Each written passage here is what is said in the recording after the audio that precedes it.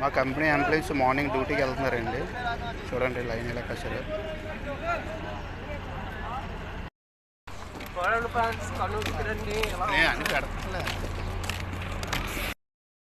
ఇప్పుడు మార్నింగ్ 6:30 అవుతుందండి. ఇండియాలోని ఇప్పుడు 9 అవుద్ది. చూడండి మాకు కొత్త క్యాంపులోని గార్డెన్ చూడండి ఎంత బాగుందో. తెలుసు కదండి, అందులో ఇప్పుడు ప్రజెంట్ ఎండాకాలం స్టార్ట్ అయింది. చాలా ఎండలు ఎక్కువ ఉన్నాయండి. ఇక్కడ 7 గంటల వరకు ఇక్కడ వెలుగుంటుందండి. తర్వాత ఏంటంటే ఈవినింగ్ అదే నైట్ చలి కూడా అలాగే ఉంటుంది.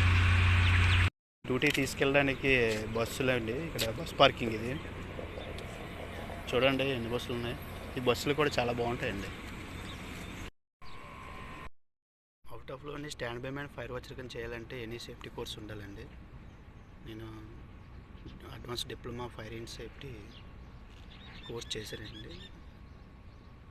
నేను గత 2 సంవత్సరాల నుంచి నేను స్టాండ్ బై మ్యాన్ కింద చేశానండి. గల్ఫ్ కంట్రీస్లోని ఇప్పుడు మనం ఏదైనా ఒక వర్క్ చేయాలంటే అండి, ప్లాంట్లు అయినా సరే, కన్స్ట్రక్షన్ ఫీల్డ్ అయినా సరే కంపల్సరీగా వర్క్ పర్మిట్ కంపల్సరీగా ఉండాలండి. ఇప్పుడు ఫర్ ఎగ్జాంపుల్ ఏంటంటే గ్రైండింగ్ కానీ, వెల్డింగ్ కానీ, కటింగ్ కానీ చేస్తే దానికి హార్డ్ వర్క్ పర్మిట్ తీయాలి. లిఫ్టింగ్ యాక్టివిటీ ఏమైనా చేస్తే దానికి లిఫ్టింగ్ పర్మిట్ తీయాలి. తర్వాత కన్ఫర్మ్ ఫేస్ ఎంట్రీ పర్మిట్ అంటే ఇప్పుడు కోలమ్స్, డ్రమ్స్ ఉంటాయండి. వాటికి మాన్యువల్ లోపలికి వెళ్ళి ఏదైనా మెయింటెనెన్స్ వర్క్ కానీ, రిపేర్ కానీ, క్లీనింగ్ కానీ, ఇన్స్పెక్షన్ కానీ చేసినప్పుడు కంపల్సరీగా దానికి కన్ఫర్మ్ ఫేస్ ఎంట్రీ పర్మిట్ తీయాలి. తర్వాత లైన్ బ్రేకింగ్ అని చెప్పి ఉందండి. ఇది నేను చేస్తున్న ప్లాంట్లోని AOLB equipment opening line breaking vessels. ఇప్పుడు మనం ఇలాగ అవుటప్లో సెట్ డౌన్ వర్క్ వచ్చేటప్పుడు మనకి ఏంటంటే ఇండియాలోనే మనకి ఎంట్రీలు అవుతుంటాయి కదండి. చెన్నై కానీ, ముంబై కానీ, విశాఖపట్నం కానీ అవుతాయి కదా. అప్పుడు ఏంటంటే కంపెనీ తాలూకు వాళ్ళు వచ్చి మనకి ఇంటర్వ్యూ చేస్తారండి. మనం ఏ కంపెనీకి వెళ్తున్నాం కదా కంపెనీ, మనం ఇంటర్వ్యూ సెలెక్ట్ అయిన తర్వాత మళ్ళీ ఇక్కడికి వస్తాం. ఇక్కడికి వచ్చిన తర్వాత ఇప్పుడు ఏంటంటే మా కంపెనీ ఏంటంటే ఇక్కడ సెట్ డౌన్స్ ఇప్పుడు సాట్రాప్ అని, యాంబూ రిఫైనరీ, రస్తునరా, తర్వాత సదారా, పిఆర్సి పెట్రోరాబిక్ కెమికల్ ప్లాంట్, ఇలాగ ఇవి ఏంటంటే కంపెనీకి మా కంపెనీ ఈ కంపెనీలోని వర్క్ చేస్తుంటుంది.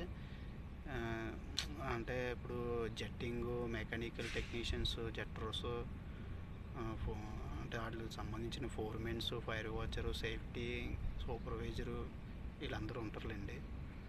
ఇప్పుడు ఎలా ఉంటుందంటే ఇప్పుడు మేము ఆల్రెడీ ఇంటర్వ్యూ అయ్యి వచ్చాము. మళ్ళీ మాకు ఇక్కడ ఏంటంటే 6 నెలలు డ్యూటీ 6 నెలలు వేసాక వచ్చానండి నేను. ఇక్కడికి వచ్చిన తర్వాత 6 నెలల్లోని మ్యాక్సిమం మాకు డ్యూటీ లక్కీగా దొరికితే 3 నెలలు 4 నెలలే దొరుకుతుందండి. మిగతాదంతా ఏంటి ట్రైనింగ్లు, ఎగ్జామ్లు, ఇంటర్వ్యూలు అలాగే గడిచిపోతాయండి. ఇప్పుడు మళ్ళీ మాకు ఆల్రెడీ మేము ఇంటర్వ్యూ చేసుకొని వస్తాం. ఇక్కడికి వచ్చిన తర్వాత మళ్ళీ మా కంపెనీ వేరే కంపెనీలోని షట్ డౌన్ చేసేటప్పుడు వాళ్ళు ఏంటంటే వాళ్ళు స్పేర్గా మళ్ళీ మేము క్వాలిఫైడా లేదా అని చెప్పి వాళ్ళు చెక్ చేసుకుంటారు. వాళ్ళు మళ్ళీ ఎగ్జామ్ పెడతారు. ప్లాంట్ క్లయింట్స్ ఉంటారు కదా, వాళ్ళు ఎగ్జామ్ పెడతారు. మళ్ళీ వాళ్ళు మళ్ళీ ఇంటర్వ్యూ చేస్తారన్నమాట. వాళ్ళకి సంబంధించిన కంపెనీ ఐడి ఇస్తారండి. అంటే ఎలిజిబుల్ అని చెప్పి మా కంపెనీలో చేయడానికి. ఫర్ ఎగ్జాంపుల్ స్టాండ్ బై అంటే స్టాండ్ బై మ్యాన్ కార్డులు ఉంటాయి, అది ఇస్తారు. తర్వాత పర్మిట్ రీసర్ అంటే పర్మిట్ రీసర్ కార్డులు ఉంటాయి. వీళ్ళకేనండి స్టాండ్ బై మ్యాన్ పర్మిట్ రీసర్లకి వస్తుంటాం మేము 6 నెలలకి వచ్చినప్పుడు మాకు 3 నెలలు, 4 నెలలు, ఒక్కోసారి 2 నెలలు, ఒక్కోసారి నెల, 6 నెలలు మొత్తం. ఏంటంటే చెప్పాను కదండి, ఛానల్ నడుస్తుంది. మన ఇండియాలో కూడా అంతే, ఇక్కడ కూడా అంతే. వాళ్ళు తెలిసిన వాళ్ళకి ఎక్కువ డ్యూటీలు ఇస్తారు, తెలియని వాళ్ళకి డ్యూటీలు తక్కువ. ఇంకంతేలేండి, ఇంకెక్కడికి వెళ్ళి అంతే. మనమే బాగుండాలి, మన వాళ్ళే బాగుండాలి అనే ఒకటి ఉంటుంది కదండి.